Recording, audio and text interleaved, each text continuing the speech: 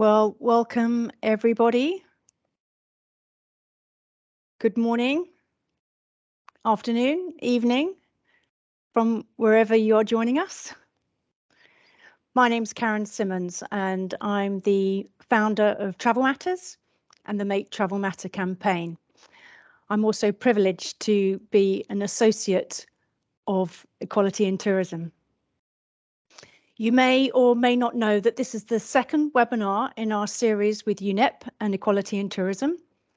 The first being on integrating gender equality in tourism operations, where we heard from Dr. Lucy Ferguson, Teddy Chua and Helen Jeffrey. Now, there's still time to listen to that webinar if you are interested. There'll be details of that in the chat function. So today's webinar is on gender and resource efficiency, mitigating climate change. The tourism sector has a dual responsibility and a relationship with climate change, being both victim and contributor. Despite efficiency gains and the introduction of new technologies, there is clear evidence that tourism's global resource consumption is growing rapidly. Did you know that it's estimated that tourism's global resource use, including energy, water, land and food, will at least double over the next 4 decades? That research is according to One Planet Network. That's an insane amount of growth. Now, whilst the links between climate change and gender and between resource efficiency and gender have been explored in research and policy, there have been very limited attempts to understand the complex interrelationships between tourism, resource management, and climate change through a gender lens. And today we're going to hear from 3 speakers who are going to present their expertise and provide examples and solutions in the mitigation of climate change in relation to energy, water and waste. Each of the presentations will be approximately 15 minutes each, with some time for Q&A at the end of all 3 presentations. But if I can encourage you to start thinking of some questions for them, and you can put those down in the chat function. There is also going to be a fact sheet sent on that link, which you'll be able to download afterwards. So we'll start with a woman's role in resource management, firstly looking at energy. Women are the main users of household energy in developing and industrial countries and tend to have a bigger say in household energy decisions. In developing countries, women have primary responsibility for collecting firewood, for cooking, and in many cases spend up to 20 hours or more during the week carrying heavy loads of firewood from long distances. And that's according to the World Economic Forum. So I'm delighted to start this webinar to be joined by Gavin Bate. Gavin Bate is also an associate of Equality in Tourism. He's the only guy. Well done, Gavin. His career has spanned many years of travel, mostly in developing countries, during which he worked as an aid driver in East Africa, as an expedition guide, and also scraping ships from the beaches of India and Pakistan. He also lived in the slums of Nairobi and worked as a teacher for several years, building clinics and schools with the money that he raised as a mountaineer on many fundraising climbing trips. This has included 6 expeditions to climb Mount Everest, and he's walked solo across the Saharan desert and has trekked the magnetic North Pole. He started the adventure travel company, Adventure Alternative, and the charity Moving Mountains many years ago. So Gavin, if I can hand over to you now with your presentation. Thank you, Karen. Hello, everybody. and welcome. I wonder whether there's anybody here from Nepal. I hope so. You might enjoy some of the pictures. I'm here to share a story, really. Let me bring it up on the screen for you. Can everybody see that okay? Good. Now, I'm a mountaineer. I have worked for aid agencies a lot in my life, but fundamentally I'm a mountaineer. So today's talk is really sharing a story with you regarding some things that happened to me earlier on in my life. And I wonder whether anybody here would kind of remember what Nepal was like in the early 1990s. Nepal went through a really long and difficult conflict between 1996 and 2006. And it was a time when I was spending a lot of time in Nepal, and I was living there actually. And this is where I was living actually, in these villages down in what's known as the Solo Khumbu. What happened during that time was that it was a particularly vicious war, but there was an ideology around that war which attracted people to become participants in it. And one of those ideologies was this ideology of emancipation and ending gender discrimination. Unfortunately, it didn't quite work out that way on the ground, because when I went there, when I was working and living in these villages, what I discovered was that actually the only people who were living there were the women, and it was the women who were running the place. The children were sent high up into the mountains to live in the very high villages up near Mount Everest, actually. Many were living in caves, and the men, of course, were fighting. And the villages were left entirely to the kind of the control, really, of the women and the elderly. The communities collapsed, tourism collapsed, the populations declined, and it really was a very difficult place to visit at that time. I remember trekking through the villages and very often hearing gunfire and seeing the gun encampments of the two sides of the conflict set up around the villages. And below the kind of main tourist region, the main Everest tourist region, is this area called Solo Khumbu. And it's a very subsistent rural economy. But contrary to what people thought, actually, culturally, the Sherpa society is very equitable. Men and women have a very democratic role in the running of the farms and the family and the villages and the communities. But there were very few schools and clinics at that time. I'm really talking about the early 1990s, and the facilities available to people in those areas at that time were extremely limited. But people lived, and they lived happy lives in many ways. And until the war, one could say that they were completely remote and separated from the tourism that was going on above them, the thousands of people trekking up to Everest and so on. So when I went there, I was one of the few foreigners who were visiting that part of the world, and I discovered that the Sherpa people live in absolute community with the Rai culture as well, and of course, there are many castes living in Nepal, but up in this region, they're the Sherpa and the Rai people. The tourism took away the men from the villages, and the management of the villages, as I said, passed mainly to the women. And as Karen was saying, the astonishing amount of work that was carried out by the women just was so awe-inspiring, actually. They had a fundamental role. It was obviously part of their culture, and I became part of that community. I was and still am a mountaineer, a high altitude mountaineer. I'd set up a guiding company, and during my time climbing in Nepal, I'd made a lot of friends with the Sherpas. One of them being this man here to the left of me on this picture. His name's Ang Chongpa. And Ang Chongpa was born up in the jungles above the villages.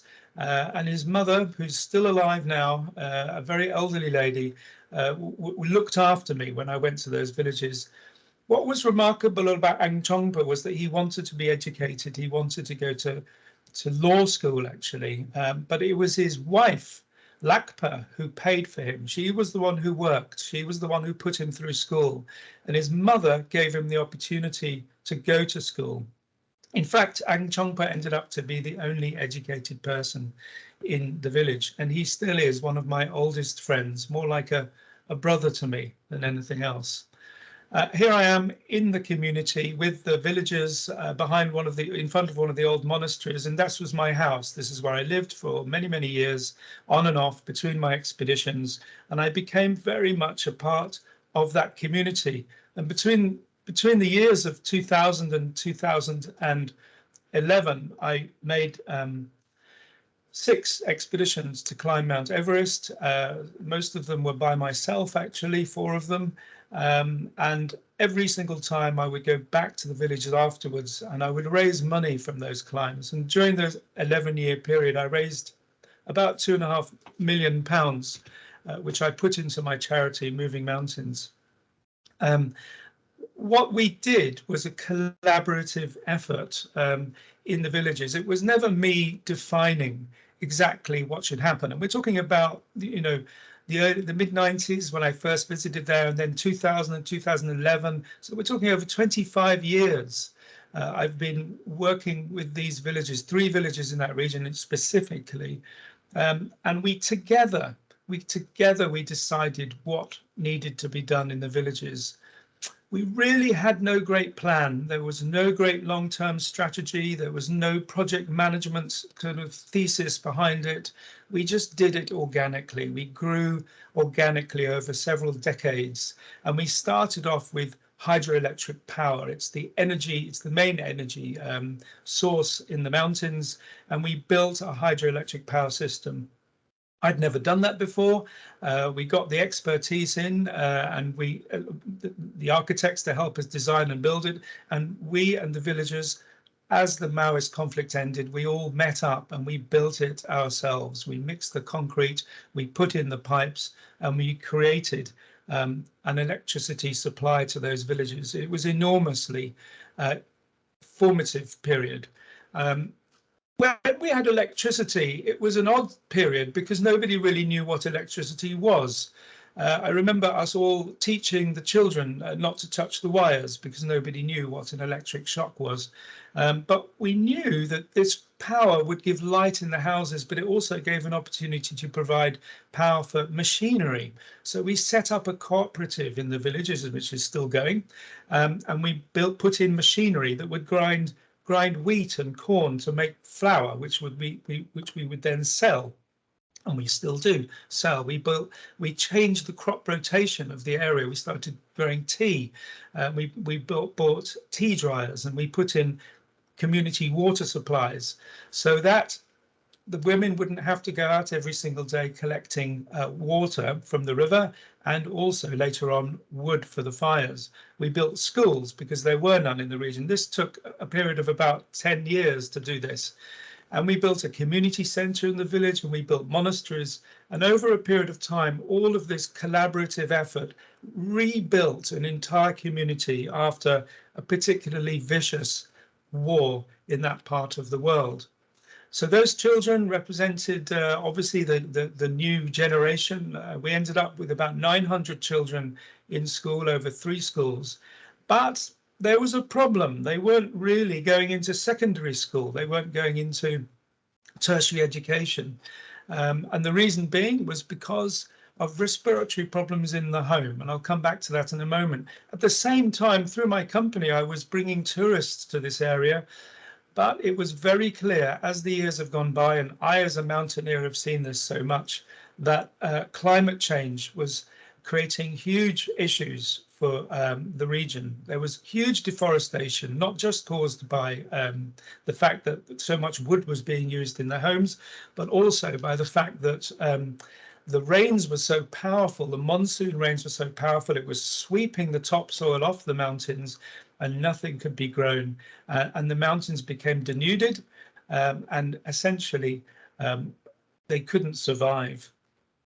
At that time, open fires were commonly used in the houses. They used a lot of wood, and the women did all the collecting. The men were off doing their climbing, and they were attending to the tourism industry, of which I was a part of. But meanwhile, in the home, it was all a lot of smoke in the houses. So we started building these improved cooking stoves. Now, remember, we're going back over 20 years when we started putting in the first mud stoves that used 60% less wood, and the effects were absolutely immediate. You could see the health changes in the village straight away. We put back boilers, which meant that we had hot water in the homes for the very first time, and that reduced most incidences of gastrointestinal problems. And we had a whole educational program going on in the villages in the whole region about how to use the stoves, how to keep your hands clean, how to cook, and so on. As time went on, those mud stoves became a little bit obsolete, although a lot of people still use them, and they started making them out of metal. A lot of that innovation was coming out of India, but there were plenty of Nepalese companies who were manufacturing these metal stoves.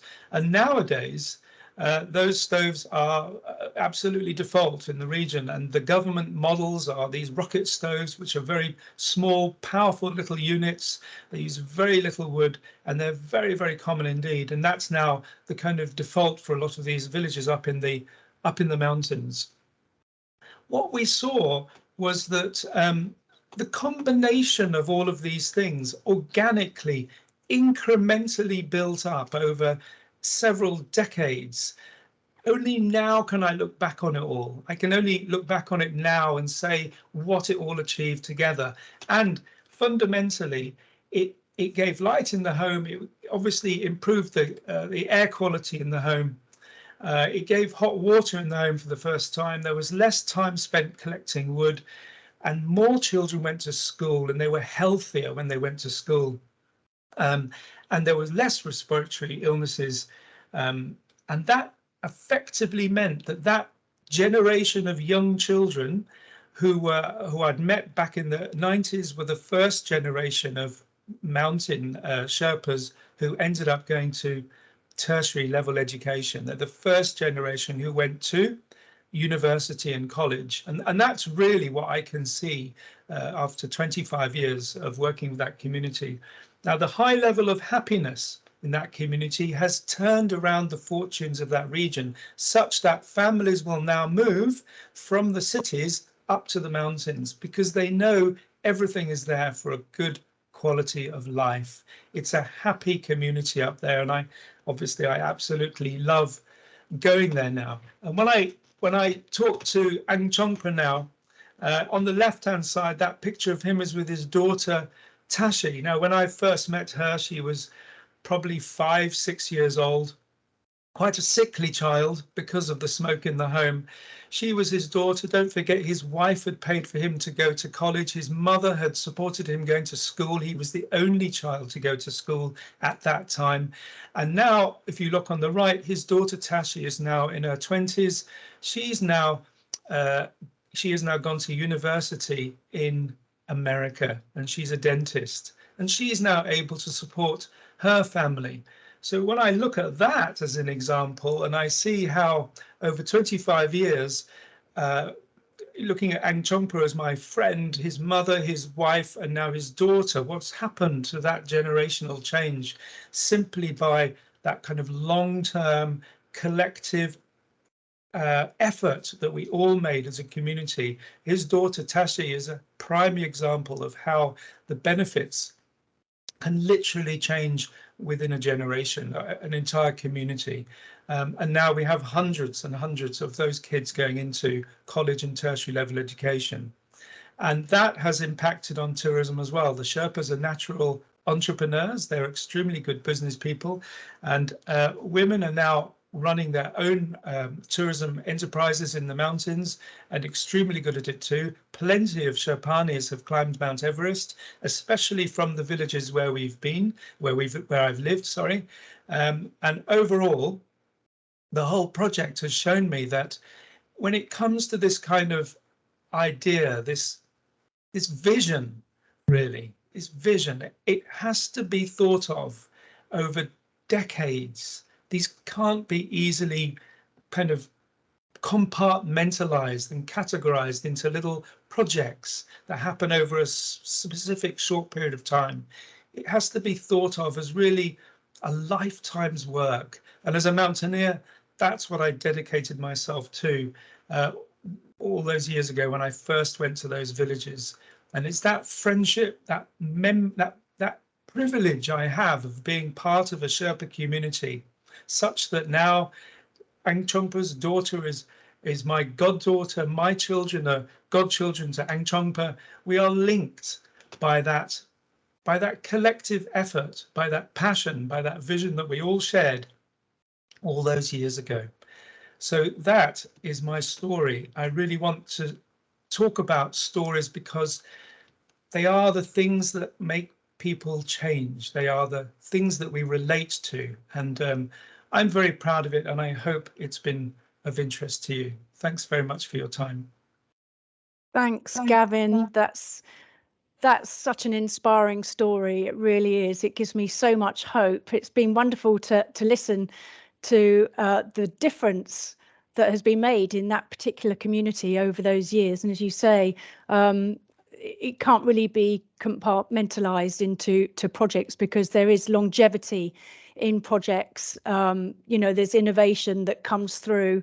Obviously, your example of the stove construction started initially with a mud stove, and the innovation that's come out of that has been passed from the different people in the communities and has clearly been replicated. Would you agree that you've seen replication through the cooking stove projects? Or so the cooperative that we set up in the villages is registered in Nepal as a social enterprise, actually, and it became known as the Green Village Community, and it ended up on national television in Nepal. And our example, because it was coming out of that conflict, it was a very trying time. It's been held up as an example of good development of how these things should be collaborative and developed over a long time and can easily be replicated, easily, honestly. And you know, it's all very well talking about this in a kind of classroom environment, but the vast majority of people around the world, and I've worked in so many countries in Africa and Nepal and Pakistan as well, the vast majority rely on that kind of word of mouth, that organic, incremental learning, discovery, that journey that everybody goes on. I never presented myself as being kind of the one with all the knowledge. I just never, I just didn't know how to build hydroelectric power plants when I first was given that idea. I knew I could raise the money by climbing the mountain. That was okay. But I knew as little as they did. We brought in the expertise and we did it together. And I think it's important to remember that these things are born of passion. They're born of emotion, not just statistics and facts and dry kind of data. It's born of passion and you know, it's born out of blood and sweat and tears of people, and that's what I live off. That's my currency, Karen. It's the stories, it's the experiences I've had. It's very personal, and I'm so happy to share it with you. But yes, you are right. It's definitely been replicated throughout many areas in the region. that's brilliant. That's brilliant. And congratulations on playing your part in climbing those mountains. Maybe that's something I could have done when I was a bit younger, but £2.5 million raised and pumped back into your business, you know, in order to have that positive impact to those communities. It's just tremendous. Thanks, Yes. Gavin. Yes, it is true. It works as a social enterprise, and that's another subject. But I do believe tourism should be more as a social enterprise than a profit-making business. Yeah, totally Thank agree. you. Okay, thank you. Okay, so I'd like to move on to our next guest speaker this afternoon, who is Dr. Stroma Cole. Dr. Stroma Cole is a senior lecturer in tourism at the University of Westminster in London. Stroma combines her academic career with action, research and consultancy. She's done extensive research exploring tourism and water. She is a holder of the British Academy Knowledge Frontiers Award, and she's a holder of a British Academy Knowledge Frontiers Award, exploring the links between water insecurity and gender-based violence. Among many other activities, she is now Director of Equality in Tourism International. Water supplies, both for tourism and domestic use, have been seriously undermined by the increasing incidences of floods and droughts linked to climate change. As providers and managers of water at the household level, it is women who bear the greatest burden from a lack of supply. Female-owned and managed companies can play a key role in effective water management and poverty reduction in tourist destinations. They are more inclined to use water-saving technologies and practices in the kitchen, the garden, and the guest rooms, and provide training and regular monitoring of staff in all sectors, resulting in water consumption levels being lowered. So, over to you, Stroma, if you would like to share your presentation, please. Thank you very much, Karen.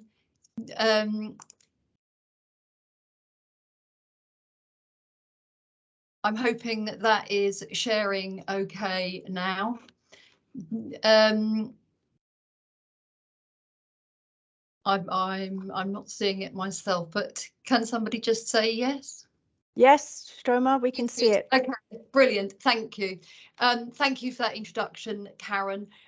Gender, tourism and water resources, and how to help mitigate climate change. You'll all be aware that tourism is a very thirsty industry. It's critical for life and livelihoods, but also as a resource in tourism. The facilities for tourism, the swimming pools, the spas, the landscaped gardens all have a huge demand on water. And the tourists, when they're on holiday, use more water than when they're at home as well. And that means that tourists' use of water is between 2 and 10 times the volume of water of local people, generally about 7 times the amount that local people have to use. And this overuse of water in destinations puts tourism in competition with communities for water supplies. And when I say communities, it is women around the world that bear the brunt of this problem. They are the ones that have to queue, carry, collect, spare, save and worry about water. They provide water for domestic purposes. They are water managers. They manage water at the household level and very frequently at the community level as well. But being in competition puts women in a vulnerable position. The psychological health of worrying about it, the physical health of carrying it. There's a link with miscarriages when women carry water in early phases of pregnancy. And as my latest research shows, other people's research actually shows that the vulnerability of women to gender-based violence when they are walking to collect water and queuing for water. But my research also shows that in the household, they are also more likely to face gender-based violence when their water supply is insecure. That's at a rate of about 3 times as much gender-based violence experienced by women in insecure water situations than in more water secure situations. So it really has quite a dramatic effect on women's lives, and it doesn't have to be that way. But unfortunately, the situation is getting worse rather than better, and climate change has got a lot to do with that. One of the things is that rain is coming in more frequent short bursts rather than over a slower, longer period. So the rainy seasons are shorter but more intense. And that's leading to flooding, which leads to malfunctioning infrastructure. It leads to polluted water supplies and less availability of fresh water supplies. And because tourists like to go to coastal regions, you know about everybody heading to the beach. They love to go to small islands that have limited water supply in the first place, and they tend to like to go during the dry season when water is least available. And the problem with sea level rise in coastal regions is that with rising sea levels, salt water is intruding further and further inland. So when I started researching tourism and water in Bali, whatever it is, 12, 15 years ago now, salt water had intruded a couple of 100 meters around the south coast of Bali, where the most heavy tourism developments are. Water is now intruded in Bali up to 2 kilometers and nearly all around the entire island, which means that anybody putting a well down in those zones is not reaching fresh water anymore, but salty water. And this is a problem right across the world. We're seeing this problem of saltwater intrusion in coastal zones. I've also seen in all the time that I've been doing this research a huge amount of improvement in water management by hotels. There is far more monitoring and managing of water than there was when I started. The International Tourism Partnerships Hotel Water Management Initiative, the HWMI, now run by the Sustainable Tourism Alliance, the Water Disclosure Project, which is part of the Carbon Disclosure Project, the Cornell Hotel Benchmarking Initiative. These are all ways to which encourage hotels to manage, to monitor and to report their water use. I have to say that it is only the larger hotels that are doing this. It's, it's really quite limited, the number of hotels that are taking part. Many hotels are doing other water conservation methods, low flush toilets, flow restrictors, mixing air in with the water to lessen the amount of water coming out of taps.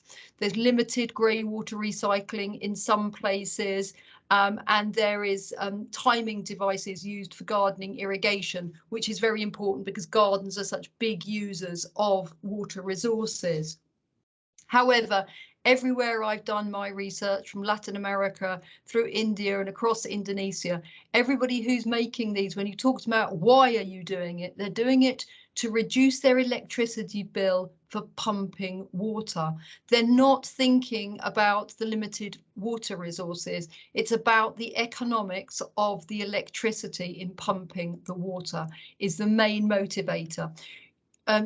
And there's such a huge room for improvement. As I say, an awful lot of what's going on is only in the bigger hotels. Smaller hotels find the cost of, even they're either ignorant of or can't afford some of the best methods for reducing water use in hotels are really cost efficient or of negligible cost.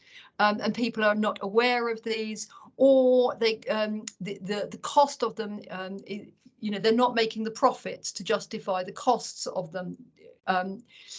Rainwater collection is so incredibly important. We are getting these shorter, more frequent downpours. We need to collect that water before it rushes into the drains, breaking the infrastructure, flowing out into the rivers, out into the sea, and being lost to the freshwater system.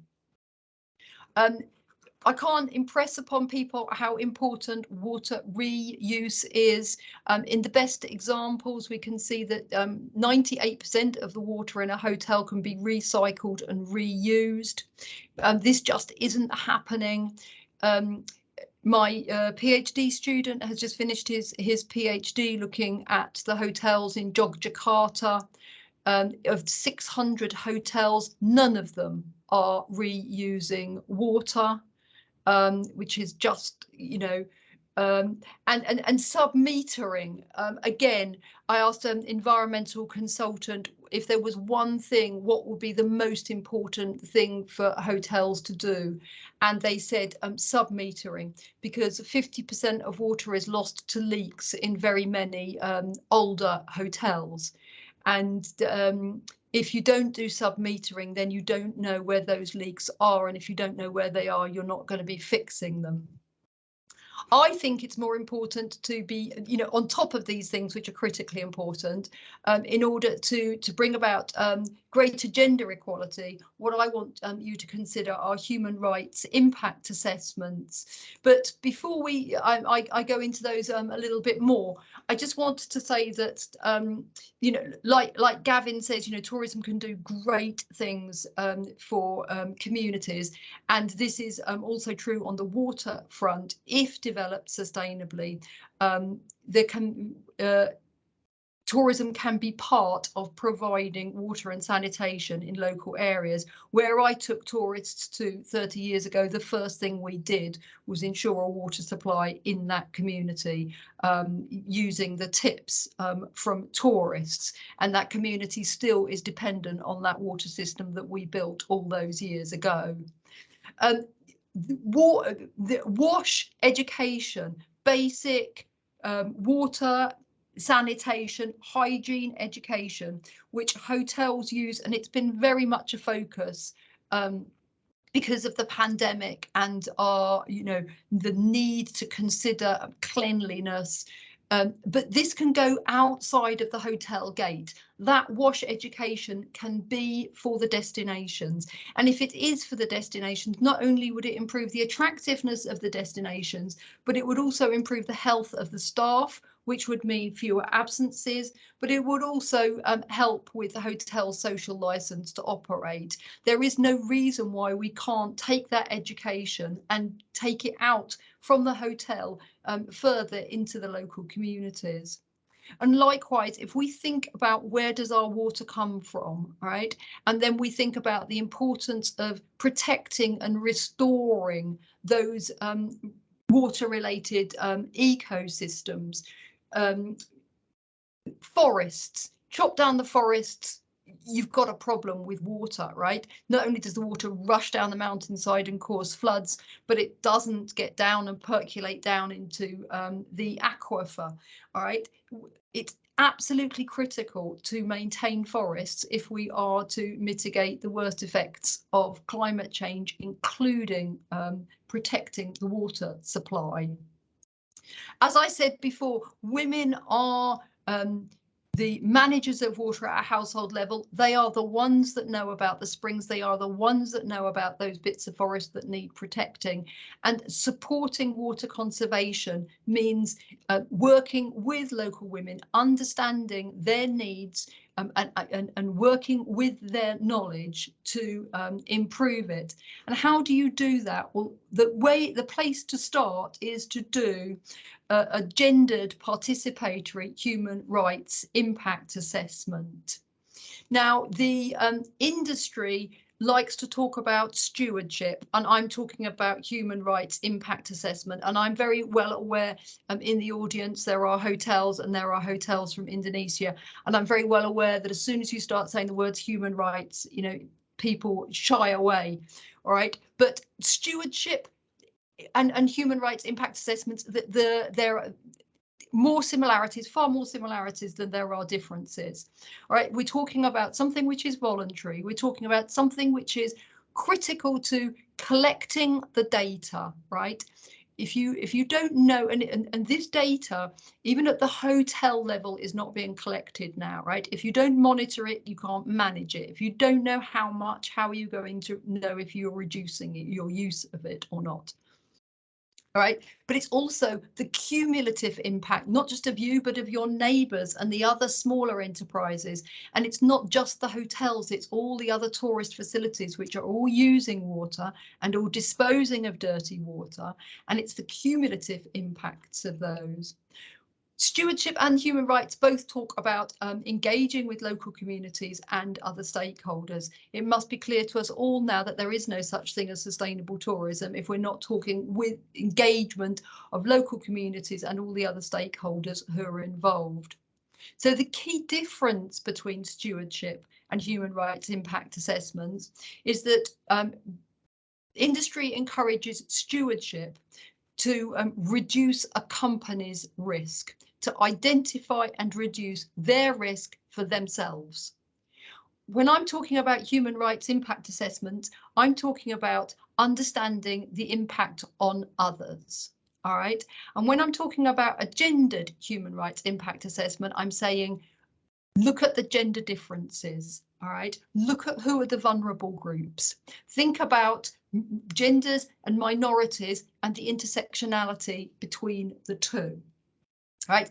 And when you do that, you can assess the impact of your operations and you will be able to prevent negative impacts on women and girls. And if you prevent negative impact on women and girls, you will, by extension, be preventing the negative impacts on the wider community. All right. So conducting this is a way for you to know what are your impacts, where's the water coming from, how is the wastewater being disposed of, who are the people who are impacted by my use of it, and also being able to look into the future and being able to say, and what happens if? What are the climate change impacts going to be, and how am I going to be dealing with them? What about if that development takes place? How is it going to impact on that forest? How is it going to impact on that river? All of those things. So it's about not just looking at the now, but also looking at the what ifs and saying, and what can we do about it? How can we be part of the solution? So for water resource to be more efficient and to help bring about gender equality in the frame of sustainable tourism, we're talking about understanding the impact of tourism operations on the wider environment. It's about understanding how the water users are affected. And it's about listening to women, it's about hearing women, and it's about fulfilling their water needs. They know best what their water needs are, and they need to be part of the conversation in determining the solutions. And I just say that, you know, this could have been understand how energy users are affected, understanding the impact of operations on the energy environment, and listening to women and hearing them and fulfilling their energy needs. The story would be the same. The impact assessment would be similar. And what we want is to encourage more tourism operators to conduct these impact assessments for a wider understanding, and as I say, being part of the solution. So thank you very much, and I look forward to any questions from the audience. Thank you, Stroma. Thank you. It seems that we've got quite a long way to go to meet the Sustainable Development Goal number 6, where we achieve universal and equitable access to safe and affordable drinking water, all before 2030. It's insane, really, is it? But hey, that's a moonshot thing to be thinking about. We've got to keep trying. Got to keep trying. I do just have a very quick question for you before we move on to our last presentation. Do you think governments know how much water the tourism industry needs? Is that something that they're looking at? No, they should be, but they can't. Hotels themselves are not measuring how much water they're using. And so if each individual hotel doesn't measure how much water they're using, how does the government know what the cumulative impact of all that they're using? So in Bali, after lots of years of banging on the door, they have finally opened it and agreed with me, and they are now encouraging hotels to register all their wells and to measure how much water is going into those wells. Well, you can have more than one well and only give them the measurement of one. You can avoid being caught for measurements because from the user's perspective, this is a way of revenue generating. It's not a matter of conservation. So in most places, most hotels are not measuring it. They're using water out of the ground with impunity, and they're not metered, and nobody knows how much they're using. So how can the government know what the cumulative amount of water that they need to provide is? And the other thing that I so often get, and I don't know whether it'll come up later, is why don't you just desalinate? All those oceans, tons of water, right? All we got to do is take the salt out. They do it in all the Arab countries. Why don't we? Well, the answer is it's very carbon heavy. And if we're talking about mitigating climate change, the last thing you want for a solution to water is to end up with using a more polluting form of water production. Yes, in some places it's essential, it's the only way to go.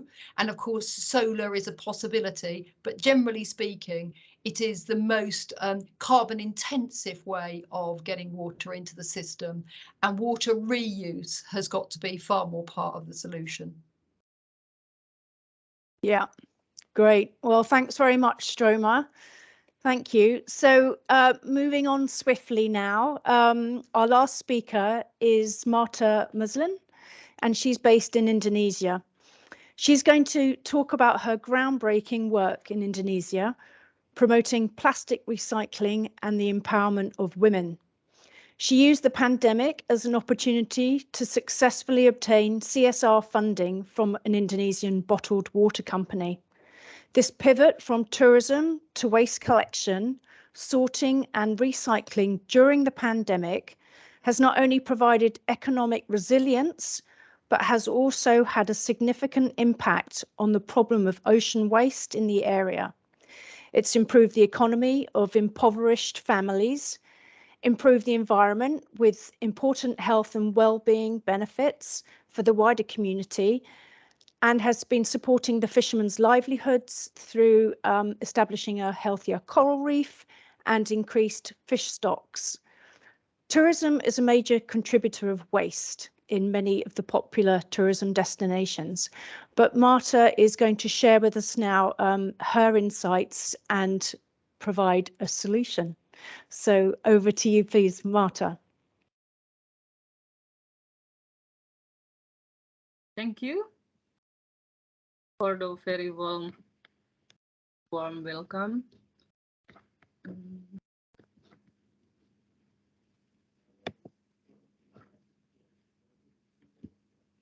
Can you see my screen?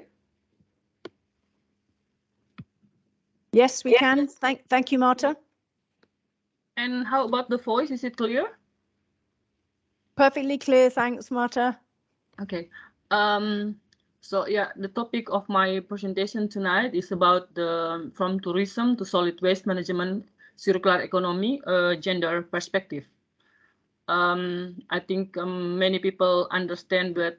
I don't know in the Western country, but in Indonesia, especially in the eastern part Indonesia, waste is very related to the women's issue, and If there is, I don't know how many participants here who has been visiting the Komodo National Park, that the park that they visit, couple of meters from the tourism site, there is a village that called Komodo Village, where 2,000 native Komodo lives. And I'm gonna show you the short video about the Komodo Village.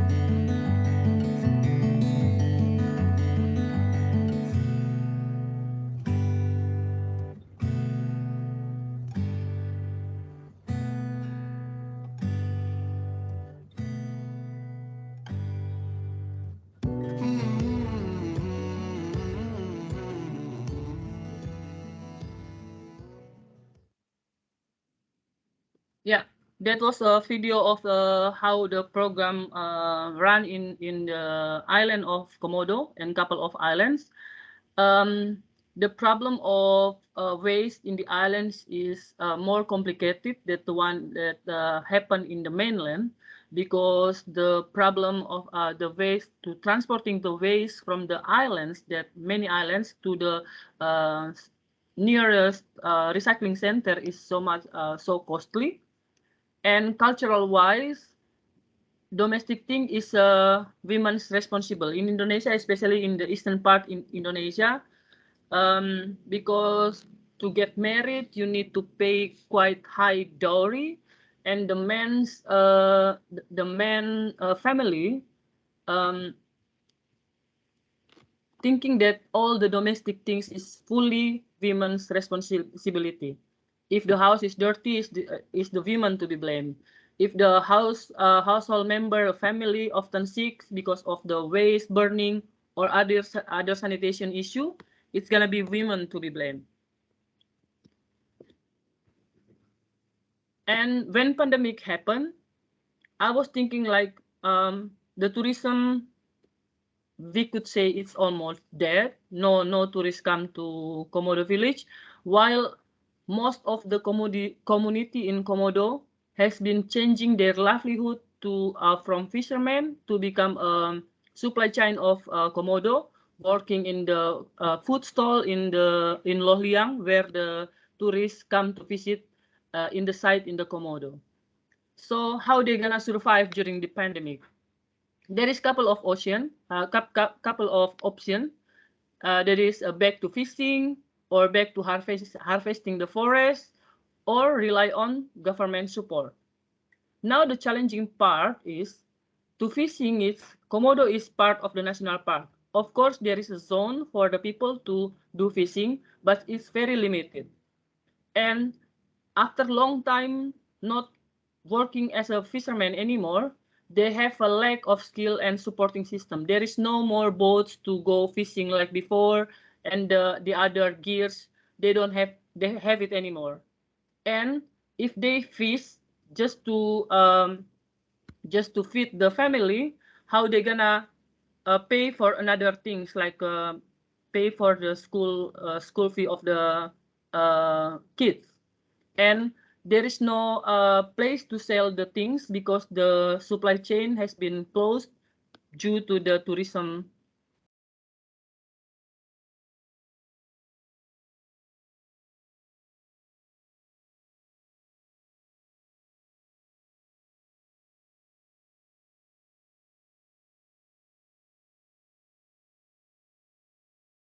Experience in Labuan Bajo. And if you see here, the number one most disturbing experience is always lack of waste management. So I was thinking like this is a good start while there is no more no tourists around. So maybe this is a good start to try something new, try a new strategy about the waste management, because we don't want to end up like the other places where tourists diving with lots of plastic in the surface or in the bottom of the sea. And why start now? The opportunity that comes to my mind was the target of National Action Plan of 2025, that is to increase the recycling to 30% and then to reduce the leaking by 7% by 2025. And G20 meeting will be that time. The plan is to be held in Labuan Bajo. And Indonesia just appoint Labuan Bajo as one of the super priority destination. How to make these things happen? I'm thinking about the circular economy, waste to money, and CSR from the company and the EPR. The Indonesian EPR just wrote and start on 2021, but the program already start in 2020. So we are 1 year ahead before the national program start. And Indonesia as the second producer of the marine waste become a big issue. So I think there will be support for my program. And if you see in the bottom, the price of the bottles for import recycling is in the range of $200 to $300 US dollar per ton. On the other hand, domestic raw material prices have reached 7,000 rupiah to 7,500 kilogram per 700,000 per kilogram. So there will be business. From business perspective, this approach will be work.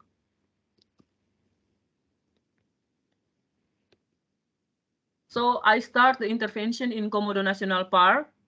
I start with the socialization, waste segregation at the household level, which is it's not an easy thing to do, because if we compare about the mountain people or with the coastal community, they don't have this mentality that they have to plant a seed, maintain before they harvest. So changing in behavior from stop burning and littering and to become make a segregation in the household is quite hardest part to do. And then in the same time, my proposal has been approved, and then I can provide bins that it placed in the 30 location in the village. And but still, after a couple of months, people still mix it up, and there is no system of collection. And we also conduct the weekly cleanups with the community. And then instead of apply the waste bank like in the other place where you bring your waste and then they will count and just book the number of the waste, we pay cash based on the how much waste that you give it to us. We also provide the sorting center management and the training how to make the waste price go higher. And then we also processing the sorting and compressing, baling and weighing in Labuan Bajo. And I have hired 3 other women who used to work in the tourism industry before the pandemic. And then they are working only 3 hours per day, 4 days a week during the nap time. So it's not gonna disturb their family time. And this is Ibu Chaya. This is the hero from Komodo. If you see here, the waste collector in the island is women is 52.7%, and 47.3% is boys. It's not really men. It's the boys. It's the students, because they are okay with the small money, because waste is not a high price. So for the men, maybe they decided to choose another things to do. They go fishing or they sell something. But the boys will help the mother and their sister and collecting the waste, and then the money they can use for something related to they buy books, or candies or things like that. So yeah, there is more women doing this program compared to men. And this is the number of the plastic that we collected is per June 2022, it's more than 50 tons has been collected. So we can imagine what's gonna happen if this more than 50 tons been burned or just throw out to the sea, because this is also including the waste that we collect from the beaches inside the park and 2 islands outside in the border of national park.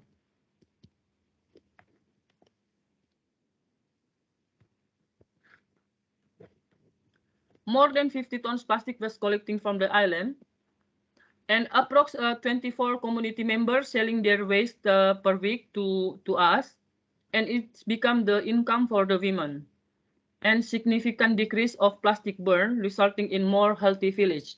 Ibu Chaya, the lady that on the picture before, even can pay the school fee for her daughter in Jakarta during the pandemic by just selling the plastic recycling to us.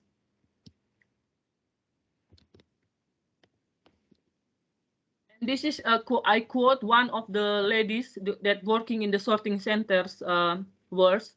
She says that I'm very thankful to work as a sorting center staff, as I got paid more than many other women who works full time. And I only use my nap time, 2 p.m. to 5 p.m. 4 days a week to do this job without using my time for my family. So yeah, that lady are very happy that she can still using her nap time productively by working in the sorting center. And as Stroma mentioned before, the problem in the island is also because there is a lack of water resources. So it makes the waste problem is also more challenging than in the city. So this is the income that the community gets from the recycling business so far. If you see the fluctuative graphic here, it's because when we start on July to August, there is only one island that we apply this program. And then after, there is another 3 islands interested into the program because they heard that this is a very small communities and the islands is not very far away to each other. And they heard that the women in the other island can sell their waste to us. So they also want to do the same thing. So we expand our project to another 3 islands. So now we cover 4 islands in the 2 inside the national park and another 2 is outside the national park. To end my presentation tonight, I think we need the feminine qualities of leadership, which include attention to aesthetic and the environment, nurturing, affection, intuition, and the qualities that make people feel safe and cared for. Deepak Chopra. Okay, thank you. Marta, thank you so much for that. I love that last quote. I think we need the feminine qualities of leadership, which include attention to aesthetics and the environment, nurturing, affection, intuition, and the qualities that make people feel safe and cared for. Brilliant, brilliant. I think I'm going to use that. I just have a quick question before we open to some of the questions that have come on the chat function. Do you think this circular economy of waste project that's happened in Indonesia is perhaps a one-off, or do you think that this is going to be replicated and continued after the pandemic? I mean, it seems like it's almost business as usual around the globe, but clearly this is something that really should be looked at as a successful project. I would say it's going to be continue because the ladies who are collecting the waste see that there is a significant amount of money that add to their daily income, because even better when there is more tourists, because tourists produce 2.5 times waste than the citizen, and the most of the tourist waste is recyclable stuff. So far, after the tourism is open since April, it shows that the significant impact, increase on the recycling stuff that the women sell to us. So this is a good sign that this program will be continue even when the tourism is happen. And the women tends to more appreciate the small money than the men. So I'm thinking like this is very good for them. And another thing is that the many other islands want to have the same program. I think this is the indicator that this program is they think it's good and it's useful for them. Yeah, well, that's encouraging. Okay, I'm going to try and sift through some of these questions. Thank you very much, everybody who has posted some questions on our chat function. The first one that I've got here is for Gavin. Gavin, you mentioned that you think tourism should be a social enterprise rather than profit making. Could you expand on that? It's a big question. And I remember first talking about this over 20 years ago at the Responsible Tourism Awards, where I was fortunate to receive an award. And I remember saying, you know, it's a business and actually it should be a social enterprise. It should encourage social entrepreneurship. And I've always run my company in the spirit of being a social enterprise by pumping the proceeds of the business back to the communities, back to the supply chain, and encouraging those communities to become self-determining, self-growing. I just always see myself as just a cog in that process, and very often led by the communities, because yes, the tourism provides revenue and I can help with that. You know, I can provide that revenue through my business because there's a market here around the world for the type of product that I provide as a mountain guide. But I don't know their community better than they do. So we work together. We have our meetings together. It's an equitable relationship.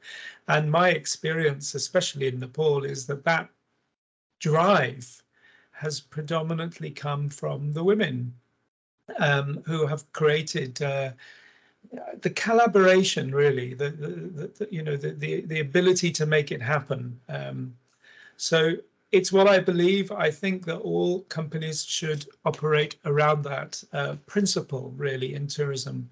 Now, I want to make a little comment about some of the other messages regarding CSR and these kind of acronyms that we have in our tourism industry, which is, I know, a tricky word to use.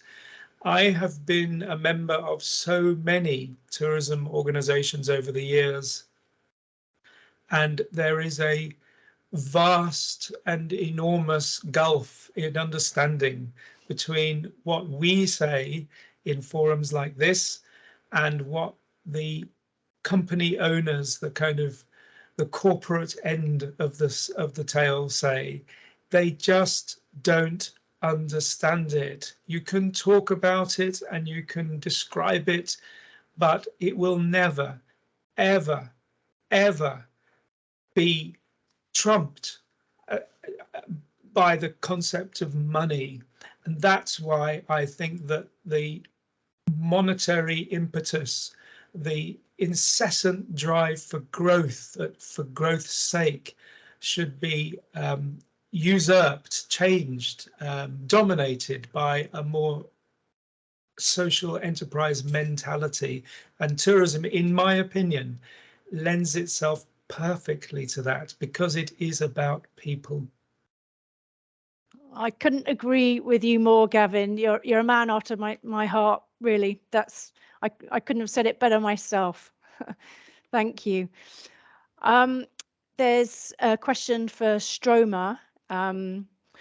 Stroma, with all the different measures to reduce water consumption, is there already a prescribed method for hotels around the world? And if there is, where can we find one? If there isn't, is there a possibility of crafting one? Because one small step can make 1,000 effects, and we working together in one goal can create a huge impact. Thank you for that. You're muted, Stroma. Thanks. Sorry. Yeah, great question and great comment indeed. If we all made the small steps, we could make a huge difference. I would suggest the questioner checks out the International Tourism Partnership, who have done the water stewardship work and also the water risk, where Bali came second highest in the world for running out of water, you know, that South Africa once did. And it was predicted that Bali would. The pandemic has clearly helped on that front, given them a bit of reprieve, but it won't be for long if they carry on using their water at the rates they are. Yogyakarta, another city at huge risk of running out of water. So yes, the Sustainable Tourism Alliance, as it's now called, used to be called the International Tourism Partnership, have produced materials for that. And the One Planet Network that Karen referred to earlier also have links to those documents. There's two caveats. An awful lot of what the Sustainable Tourism Alliance, International Tourism Partnership produce is for big hotels. And it doesn't work in the context of small hotels, or and it's only written in English, so therefore not, you know, it doesn't mean in Jogja, for example, the hotel engineers, who are the people who need to be putting these methods and mechanisms in place, they don't speak English. Yes, the owners do. Yes, the front desk staff do. But the hotel engineers are the ones that are working on the coalface with water management, water conservation. And they don't speak English, and there aren't the materials produced in English. In Indonesian, right? So they are in English, but you know, if you're a Vietnamese hotel engineer, you're not necessarily going to be able to speak the language required to understand them. So I would, you know, think that it's something that governments or organisations locally need to work on translating those from the very simple to the far more complicated methods. You know, one of the simplest ones is if you haven't changed the toilets to be the much smaller tanks, fill up an aqua bottle and put it in there, and you will use a litre less water every time the toilet flushes. And if you've got 25 toilets in your hotels, that's 25 litres every time each of those toilets flush. Each one's flushed 6 to 8, 10 times a day. You're talking about significant water savings from one entirely free, totally simple method that anybody can use. Sorry, I'm going on too much. I can go on forever on these topics. No, thanks, Stroma. I just wanted to try and you know, get a question for each of the panelists today. So I'm going to ask Marta this question that's coming from one of the participants. They've said it's an interesting idea of paid plastic waste collection, and that they're curious where the plastic goes after it's collected. How is it sorted, and if any recycling of the plastic waste takes place, and how it could be resaleable. Okay. Yeah, that's another thing that been very challenging. Consider that we are so far from the recycling company that located in Java, and that makes the price that we can pay to the community is very relatively lower than in the other part of Indonesia, and that makes the people ask, like, will the business model continue? The problem is if we apply based on the NGO's price that we pay without the business model, we cannot hand over the project after. While we plan only do the intervention in the very short time, and then after we will hand over the project to the village administrative, so they can continue the project to with the community, and they can also cover the financial of the finance of the waste management in the island. And the question about where the waste, the plastic waste goes, it goes to the recycling company, and my organization is very much into the issue of transnational extraordinary crime related to waste, plastic waste, because this has become a global issue. So we are very strict into the operation where we send our recyclable stuff. So we even place the GPS in the truck and we tracing the truck where it goes. And then now we are collaborate with an organization in German that our plastic that been already processed to a pallet will be sent to Germany for them to produce clothes and bracelet and many other recycled stuff. And you see actually the demand, the raw material, which is recycled stuff, now it's growing very much. Consider that oil become the issue, it's global issue. So the demand to the recycling material now is even so much growing up. So this we have a big hope that this kind of initiative will be scaled up, and hopefully that will increase the support from the corporation, like the big corporation that produce plastic, that they need to take an EPR, extended producer responsibility, to bring their recyclable stuff to where it comes from. That's an interesting proposal. Thanks, Marta. I'm just reading another question from Joatri Ray, and this is to Stroma. Do you think that tourism carrying capacity assessment should be implemented prior to approving tourism infrastructure plans, as this could determine the footfall, including resources availability and its prudent usage? Absolutely essential that, and it's very sad that this doesn't happen. Again, I refer to the Indonesian context where environmental impact assessments are only required for large developments, and then if you get lots of small developments, this is also true in Costa Rica, right? That you need an environmental impact assessment to make a development, but only a big development. So you can have 100 little developments. 100 10-room hotels is the same as 1,000-room hotels. And how about the amount of water they're going to use? All right. So yes, it's absolutely critical to do it beforehand. There's a very famously written up right back in the 1980s case of Goa, and I think it was the World Bank that did the very initial tourism development plan for Goa, and they did the plan based on the square meterage of beach and the number of people who would use a beach. And therefore the total carrying capacity was determined by beach meterage for sunbathing. They didn't look at water resources.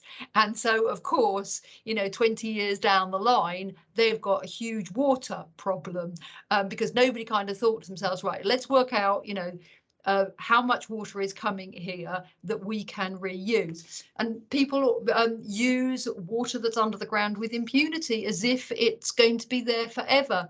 And some water is prehistoric water. Some water, it takes 1,000 years to get down to the aquifer. I know that in some cases with some types of soil and some very shallow aquifers, it only takes a matter of hours. But averagely, it takes years for water, the rainfall, to get back to the aquifer. And we use it as if it's there forever. And when it's empty, it's gone. And we really need to know much better about the resources which are available before we allow development. Yes.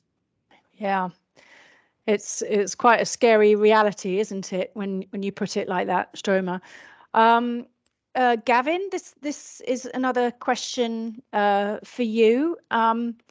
Given the staff turnover, how can you ensure ongoing commitment to community support as new managers come and go and their interests and priorities may differ? So how do you share those good news stories and ensure that behaviour change is going to be the positive one that clearly has been created in the village that where you were?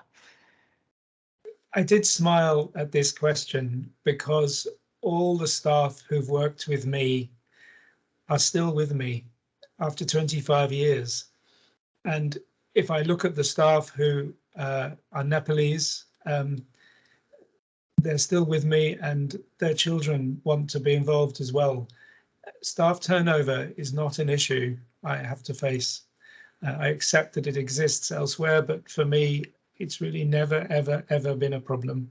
Once you motivate people through a cause that is not just about money, but is really improving their community and doing something with, I suppose, has a kind of more profound importance and relevance, then you've instantly got people's attention and loyalty. And I don't mean loyalty to me, that would be just rude.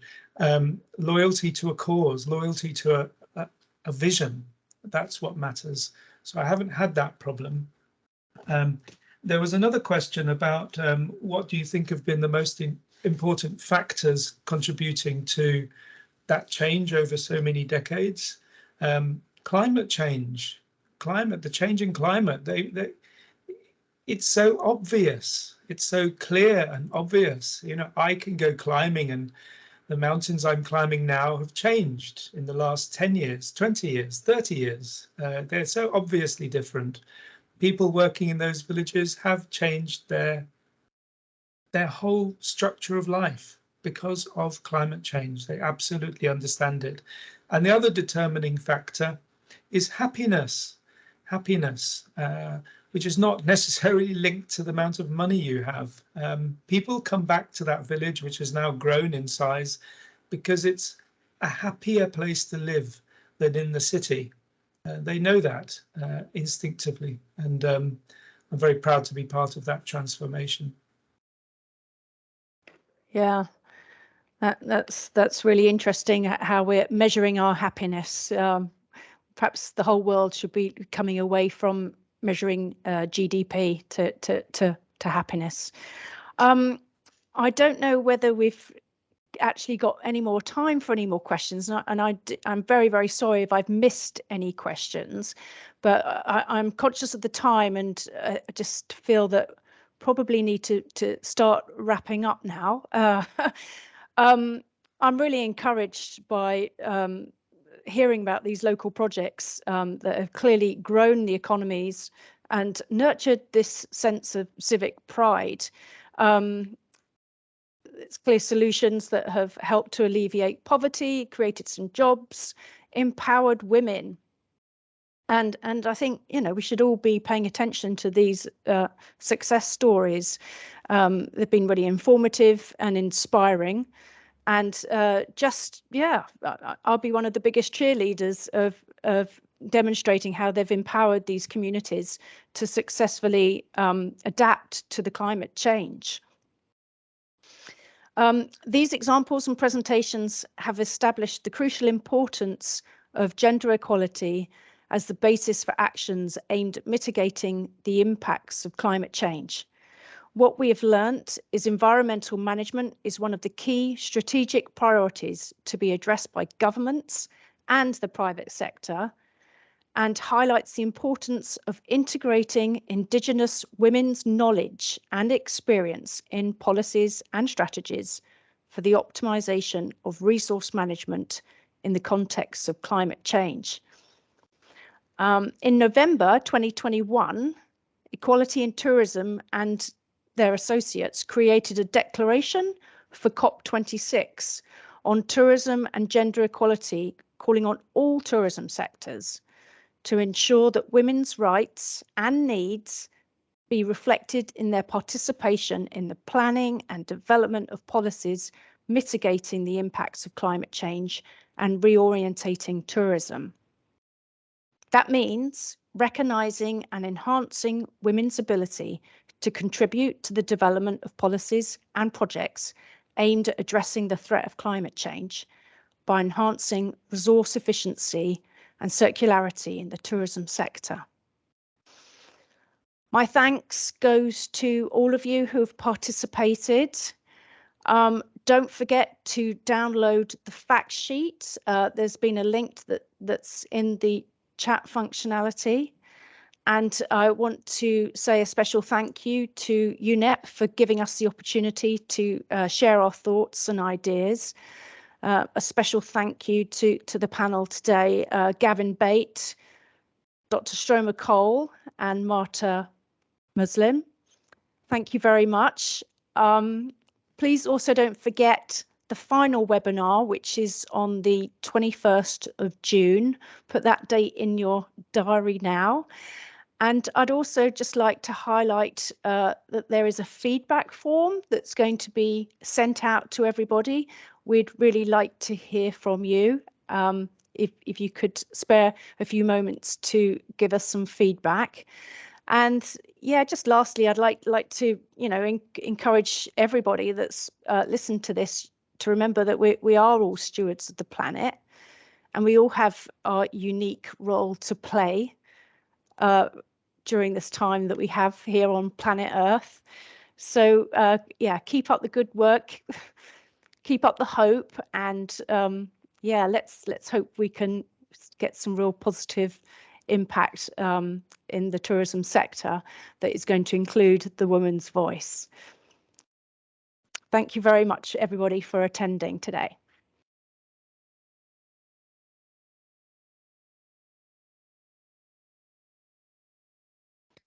Thank you very much, everyone. And thanks to all the speakers and to the moderator. It's a great webinar.